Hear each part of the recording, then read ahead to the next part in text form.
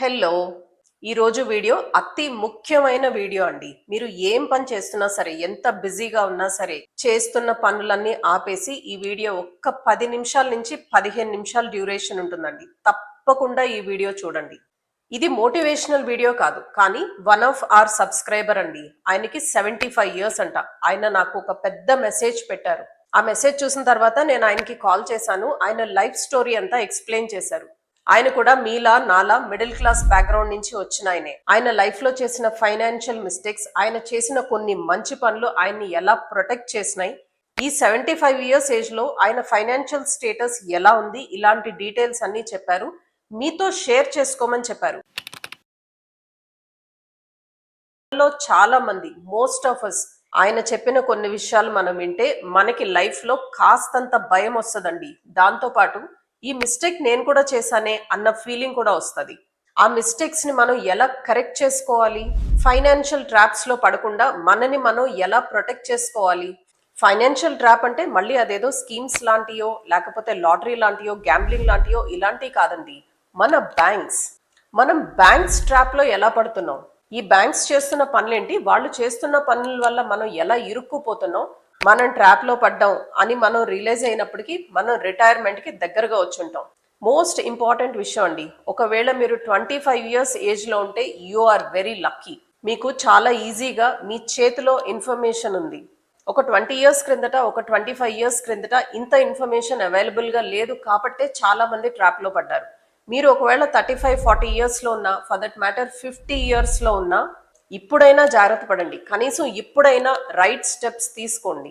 ఒక్కసారి ఆలోచించండి, జీవితం అంతా పిల్లల కోసం, ఫ్యామిలీ కోసం ఎంత కష్టపడి ఉండుంటారు. ఒకసారి పిల్లల ఎడ్యుకేషన్ అయిన తర్వాత, వాళ్ళ పెళ్లిళ్ళు అయిపోయిన తర్వాత వాళ్ళ లైఫ్ లో వాళ్ళు బిజీగా ఉంటారు. కానీ జీవితాంతం కష్టపడిన మీరు, మీకోసం మీరు ఏం చేసుకున్నారు? మీ రిటైర్మెంట్ ని మీరు సరిగ్గా ప్లాన్ చేసుకున్నారా? పిల్లల మీద డిపెండ్ అవ్వకుండా మీ లైఫ్ మీరు బతకగలరు అనే కాన్ఫిడెన్స్ మీకుందా? ఓపెన్ గా ఈ బ్యాంక్స్ వేస్తున్న ట్రాప్ లో మీరు ఆల్రెడీ చిక్కున్నారా? అందులో నుంచి మీరు ఎలా బయటపడాలి? ఇలాంటి విషయాలన్నీ ఆ పెద్ద ఆయన ఎక్స్ప్లెయిన్ చేశారండి. ఆయన అన్న ఒక్క మాట అండి నేను ఈ వీడియో చేయటానికి మెయిన్ రీజన్. ఆయన షేర్ చేసుకున్న విషయాల్లో అట్లీస్ట్ 1-2 విషయాలైనా మీలో కనీసం ఒక 10 మందికి ఉపయోగపడిన, ఆ 10 మంది కరెక్షన్స్ తీసుకుని వాళ్ళ లైఫ్ని వాళ్ళు హ్యాపీగా, ఫ్యూచర్ బ్రైట్ గా ఉండేలాగా ప్లాన్ చేసుకుంటారు. అది చాలు కదమ్మా అన్నారు.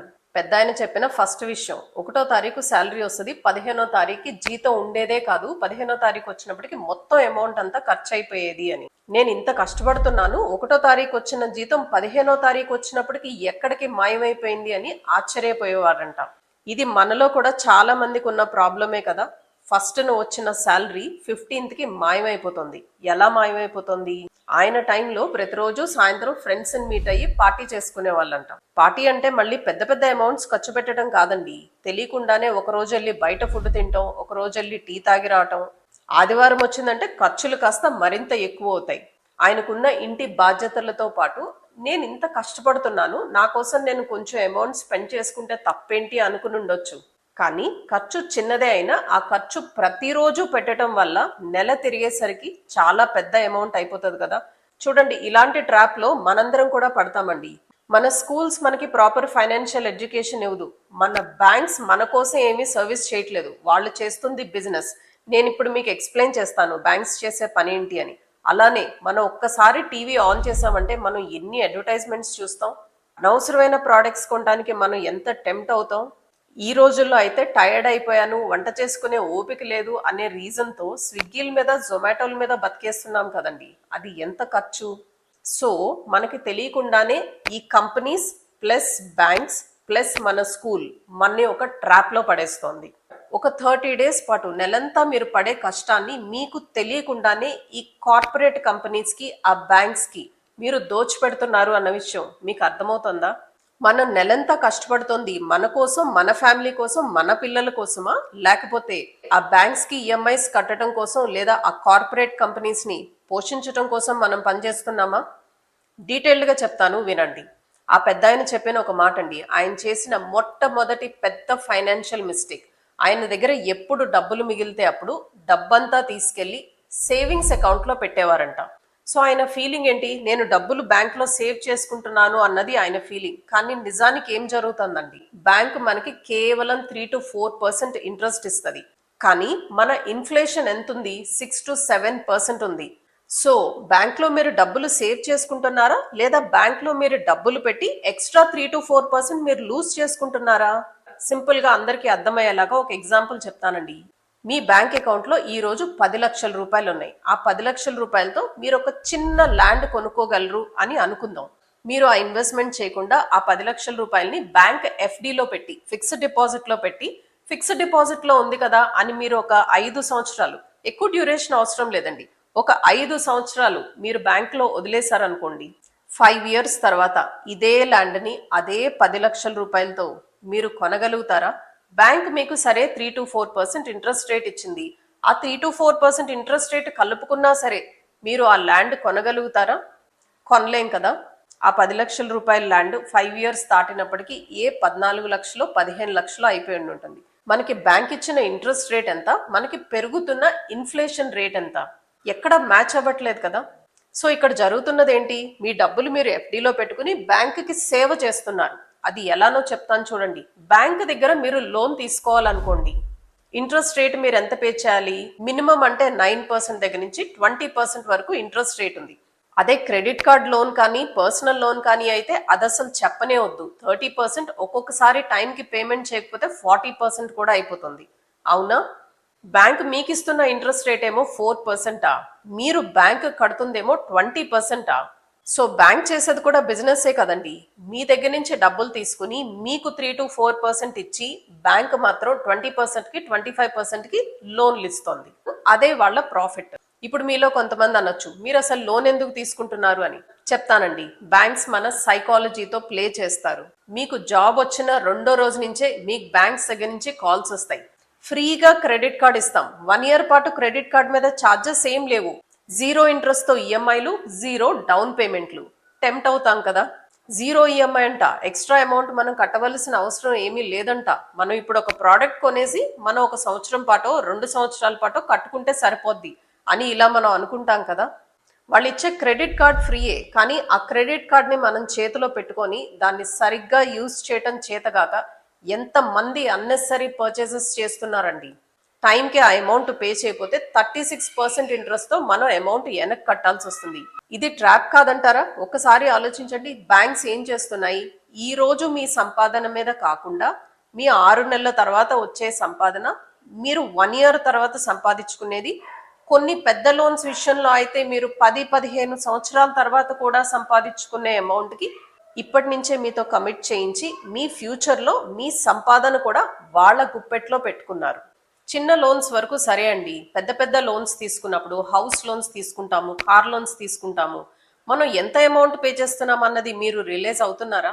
చిన్న లోన్స్ తో ఒక రకమైన ట్రబుల్ అయితే పెద్ద లోన్స్ అండి, సే ఫర్ ఎగ్జాంపుల్ మీరు హౌసింగ్ లోన్ తీసుకున్నారు, ఒక 20 లక్షల లోన్ తీసుకున్నారు అని అనుకుందాం, ఒక 15 సంవత్సరాలకి లోన్ తీసుకున్నారు అని అనుకుందాం. మీరు 15 సంవత్సరాలు తిరిగినప్పటికీ మీరు 20 లక్షల మీద ఎంత వడ్డీ పే చేస్తున్నారు? ఆల్మోస్ట్ డబల్ ద అమౌంట్ మీరు పే చేస్తున్నారా? అంతేకాదు, మొట్టమొదటి 5 years లో వాళ్ళు మీ ఇంట్రెస్ట్ ని ఫస్ట్ తీసేసుకుంటారు, మీ ప్రిన్సిపల్ అలాగే ఉంటుంది. Most of the bank people మనకి లోన్ ఇచ్చేటప్పుడు మనకి ఏం చెప్తారు, మీరు లాంగర్ డ్యూరేషన్ లో లోన్ తీసుకోండి, లాంగర్ డ్యూరేషన్ లో లోన్ తీసుకుంటే మీ ఈఎంఐ అమౌంట్ చాలా తక్కువగా ఉంటుంది, ఈఎంఐ అమౌంట్ తక్కువగా ఉంటుంది కాబట్టి మీకు పెద్ద బర్డెన్ అనిపించదు, ఇలా చెప్తారు. అదే అసలు గేమ్. మీరు ఎంత లాంగర్ డ్యూరేషన్ లో లోన్ తీసుకుంటే బ్యాంక్స్ కి అంత అడ్వాంటేజ్. అంత లాంగర్ డ్యూరేషన్ పాటు మనం ఇంట్రెస్ట్ కట్టాల్సిందే కదా. సో ఈ బ్యాంక్స్ ట్రాప్ నుంచి మనం తప్పించుకునేది ఎలా? ఈఎంఐ తీసుకోవాలి, ఇల్లు కొనుక్కోవాలి. సరే, మీరు ఈఎంఐ తీసుకుని ఇల్లు కొనుక్కున్నారు, ఆ ఇంట్రెస్ట్ అమౌంట్ ని ఎలా తగ్గించుకోవచ్చు? బ్యాంక్స్ వేసే ట్రాప్ లో నుంచి మనం ఎలా స్మార్ట్ గా ఆలోచించి మనం ఆ అమౌంట్ ని తగ్గించుకోవచ్చు? ఇలాంటి విషయాలు రిలేటెడ్ గా నేను ఒక డీటెయిల్డ్ వీడియో చేశానండి. వీడియో లింక్ డిస్క్రిప్షన్ లో ఉంచుతాను, దయచేసి ఆ వీడియో ఒక్కసారి చూడండి. చిన్న చిన్న అమౌంట్స్ మనం మంత్లీ పే చేయడం వల్ల డ్రాస్టికల్ గా మనం కట్టే ఇంట్రెస్ట్ అమౌంట్ ని 50% పైన మనం ఎలా తగ్గించుకోవచ్చో ఆ వీడియోలో నేను డీటెయిల్డ్ గా ఎక్స్ప్లెయిన్ చేశాను. Hope that will help you. దాంతో పాటు మనం ప్రతి వీడియోలో మాట్లాడుకున్నట్టు కాంపౌండింగ్ ఉన్న ఇంపార్టెన్స్ ని తెలుసుకోండి. పెద్ద పెద్ద అమౌంట్స్ అవసరం లేదండి. మనం పెట్టే అనవసరమైన ఖర్చులు తగ్గించుకుంటే రోజు ఒక 100 రూపాయలు సేవ్ చేయలేరా? ఈ అమౌంట్ మీకోసం అనుకోండి, మీ ఫ్యూచర్ కోసం అనుకోండి, మీ గౌరవం కోసం అనుకోండి, మీ రిటైర్మెంట్ అయిన తర్వాత మీరు ఎవరి మీద డిపెండ్ అవ్వకుండా ఉండటం కోసం అని అనుకోండి. మీరు ఆల్రెడీ 35లో ఉన్నా, 45లో ఉన్నా, for that matter even 50 years ఏజ్లో ఉన్నా, ఇప్పుడైనా చిన్న చిన్న అమౌంట్స్ని సేవ్ చేసుకొని కాంపౌండింగ్ వల్ల వచ్చే బెనిఫిట్స్ని యూస్ చేసుకోండి. ఆ పెద్దాయన చేసిన ఒక మంచి పని అండి. లేట్గా అయినా సరే 45 years ఏజ్ వచ్చిన తర్వాత ఆయన చిన్న చిన్న అమౌంట్స్ సపరేట్గా ఆయన కోసం సేవ్ చేసుకోవడం స్టార్ట్ చేశారంట. ఒక 20 సంవత్సరాలు అయినప్పటికీ, అంటే ఆల్మోస్ట్ ఆయన రిటైర్మెంట్ అయినప్పటికీ ఆయనకంటూ కొంత అమౌంట్ ఉంది. పిల్లల కోసం, వాళ్ళ ఎడ్యుకేషన్ కోసం, వాళ్ళ పెళ్లిళ్ళ కోసం ఆయన కొంత అమౌంట్ స్పెండ్ చేయగా, ఇంటి ఈఎంఐ లాంటిది కట్టగా, ఈయన చేసిన ఒక చిన్న ఇన్వెస్ట్మెంట్ 45లో స్టార్ట్ చేశారంట. 65 years ఆల్మోస్ట్ ఆయన రిటైర్మెంట్ ఏజ్ టైంలో ఆయన దగ్గర ఒక మంచి కార్పస్ అమౌంట్ గా తయారైంది. లేటుగా స్టార్ట్ చేసిన దీనివల్ల ఆయనకు వచ్చిన అడ్వాంటేజ్ ఏంటి? ఆయన కానీ ఆయన భార్య కానీ రిటైర్మెంట్ అయిన తర్వాత పిల్లల మీద డిపెండ్ అవ్వకుండా వాళ్ళ ఖర్చులకి, వాళ్ళ మెడిసిన్స్కి, వాళ్ళ చిన్న చిన్న ట్రావెల్స్కి అన్నిటికీ వాళ్ళ డబ్బులు వాళ్లే ఖర్చు పెట్టుకునే స్టేజ్లోకి వచ్చారు. ఆయన చెప్పిన మరొక మాట అండి, పిల్లలు మనం ఎంత బాగా చూసుకున్నా, మనం వాళ్ళని ఎంత గారం చేసినా, ఎంత తల మీద పెట్టుకొని వాళ్ళని ట్రీట్ చేసినా, ఒక్కసారి మనం వాళ్ళ మీద డిపెండ్ అయ్యామంటే మన గౌరవం మనకు ఉండదు అని. ఇక్కడ ఆయన ఉద్దేశం పిల్లలు చెడ్డవాళ్ళని కాదండి, కానీ వాళ్ళ బాధ్యతలు వాళ్ళకుంటాయి, వాళ్ళ లైఫ్ వాళ్ళకుంటుంది, వాళ్ళ ఫ్యూచర్ ప్లాన్స్ వాళ్ళకుంటాయి, మనం బర్డెన్ అవ్వకూడదు అన్నది ఆయన ఉద్దేశం. అలానే ఈయన చేసిన ఒక పెద్ద మిస్టేక్ అండి, హెల్త్ ఇన్సూరెన్స్. హెల్త్ ఇన్సూరెన్స్ ఉందంట, హెల్త్ ఇన్సూరెన్స్ తీసుకున్నారు, కానీ ఆయన తీసుకున్న హెల్త్ ఇన్సూరెన్స్ అమౌంట్ చాలా చిన్నది. అనుకోకుండా వాళ్ళు ఏదో టూర్ వెళ్ళి వస్తుంటే రోడ్ యాక్సిడెంట్ అయిందంటండి. యాక్సిడెంట్ పెద్దదవటం వల్ల హాస్పిటల్ ఎక్స్పెన్సెస్ లక్షల్లో వచ్చినాయంట. ఇన్సూరెన్స్ ఉంది, కానీ ఏం లాభం? ఇన్సూరెన్స్ కంప్లీట్గా కవర్ అవ్వలేదు. సో ఈయన సేవింగ్స్లో నుంచి డబ్బులు తీసి హాస్పిటల్కి స్పెండ్ చేయాల్సి వచ్చింది. ప్రైమ్ ఏజ్లో నేను చాలా డబ్బులు సేవ్ చేశాను, పర్వాలేదు, ఈ అమౌంట్ నేను పిల్లల కోసం, వాళ్ళ ఎడ్యుకేషన్ కోసం స్పెండ్ చేయొచ్చు అనుకున్న టైంలో ఇది జరిగిందంట. అందరి లైఫ్లో డెఫినెట్గా ఇలా ఉండదు, కానీ మీకు నాకు ఎమర్జెన్సీస్ ఎప్పుడొస్తాయో మనకి ఎలా తెలుస్తుందండి? మనకు తెలియదు కదా. మనం సరైన అమౌంట్కి ఇన్సూరెన్స్ తీసుకోకపోతే, ఏదో ఇన్సూరెన్స్ తీసుకున్నామని చిన్న చిన్న అమౌంట్స్కి, కొంతమంది మరి 5 lakhsకి, 3 lakhsకి, 4 lakhsకి ఇన్సూరెన్స్ తీసుకుంటారండి. నిజంగా అవసరమైనప్పుడు అది ఎలా సరిపోతుంది? సో ప్రాపర్ హెల్త్ ఇన్సూరెన్స్ ఉండటం వల్ల మనం సంవత్సరాలు తరబడి సేవ్ చేసిన అమౌంట్ సేఫ్గా ఉంటుంది. అదర్వైజ్ ఆ అమౌంట్ అంతా తీసుకెళ్లి ఎమర్జెన్సీస్ వస్తే మనం ఏ కార్పొరేట్ హాస్పిటల్కో దారిపోయాల్సి వస్తుంది కదా. అలానే మీరు ఎర్నింగ్ మెంబర్ అయితే మ్యాండేటరీ టర్మ్ ఇన్సూరెన్స్ తీసుకోండి. ఏదైనా అనుకోంది జరిగితే మన వెనక మన ఫ్యామిలీ ఉందండి, మన పిల్లలు అన్యాయం అయిపోకూడదు కదా. టర్మ్ ఇన్సూరెన్స్ తప్పకుండా తీసుకోండి. అలానే చిన్న అమౌంట్స్తో అయినా స్టార్ట్ చేసి ఎమర్జెన్సీ ఫండ్ క్రియేట్ చేసుకోండి. కనీసం 6 months of me monthly expenses ఎంతైతే ఉన్నాయో అంత అమౌంట్ని మీరు సపరేట్ ఇన్వెస్ట్మెంట్ చేసుకుని అది మీ ఎమర్జెన్సీ ఫండ్ అనుకోండి. దాన్ని డిస్టర్బ్ చేయొద్దు. అన్నీ బాగున్నప్పుడు ఈ సపరేట్ బకెట్ అవసరమా అని మనకు అనిపిస్తుందండి, కానీ ఎమర్జెన్సీస్ వచ్చినప్పుడు దాని విలువ ఏంటో మనకు అర్థమవుతుంది. ఎస్ఐపి స్టార్ట్ చేయండి. బ్యాంక్లో పెట్టుకుంటే మనకేం పెద్ద రిటర్న్స్ రావండి.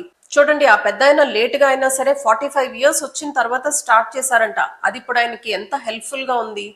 ఏమీ అవసరం లేదండి, నిఫ్టీ 50 లాంటి దాంట్లో మనం ఇన్వెస్ట్ చేసుకున్నా సరిపోతుంది కదా. దానికి మనం పెద్ద బ్రెయిన్ పెట్టాల్సిన అవసరం ఏం లేదు కదా.